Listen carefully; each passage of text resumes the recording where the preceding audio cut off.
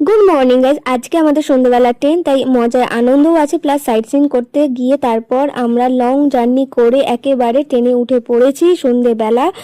আর অনেকটা জার্নিও আছে, আর জার্নি করেও এসেছি। তো তারপর আর ক্লিপস নেওয়া হয়নি। পরের দিন এটা সকালের ক্লিপস ছিল, যেটাই আমি বাড়িতে এসে সেই দিনটা অফিস যাইনি, বাবিকে দিতে গেছিলাম, তারপর নিয়ে এসেছি।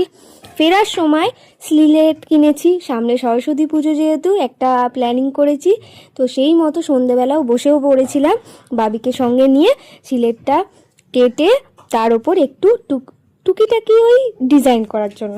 তো চলো তোমরাও সঙ্গে দেখতে থাকো। এই দেখো পেন্সিল দিয়ে স্কেচটা করেছি, কারণ আমি তো এর আগে কখনো করিনি, এটাই আমার ফার্স্ট। তো তারপর স্কেচ করার পর এরকম কালার করেছি। দেখতে কেমন হচ্ছে অবশ্যই কমেন্ট করে জানিও। আর ফাইনাল লুক তো লাস্টে আছেই, তোমরা দেখতে থাকো। আর নিচটা একটুখানি এরকম হয়েছে, কারণ আমি ফার্স্ট টাইম, আমি আগেই বললাম, আমি এটা প্রথম করলাম বাবির জন্য, আর বাবির এবছর প্রথম হাতে করি, তাই আর কি। আর তার সকালবেলায় আমার পুরো কমপ্লিট হয়েছে ফাইনাল লুকটা, কারণ ফিতেরটার জন্য।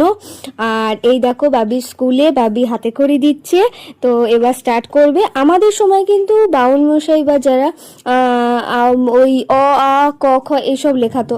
এদের স্কুলে দেখলাম প্রি স্কুল, জানি না ইংলিশ মিডিয়াম, ইংলিশ নেটিভ বলে কিনা, ওং সরস্বত্যই নমঃ, মানে ওইটুকু বাচ্চা তো ওং সরস্বত্যই নমঃ ওরকম ভাবে লিখতে পারে না, যাই হোক তাই জন্য। আর প্লাস কোলে বসে কি সুন্দর লেখাতো, এখনো লেখায়, বাট ইনি লেখাননি, যাই হোক। তারপর স্কুলে এটা প্রসাদ দিয়েছিল, সেটাই ভাবি খাচ্ছিল। যাই হোক, টাটা বাই বাই। নেক্সট ব্লগে আবার তোমাদের সাথে দেখা হবে, ভালো থেকো।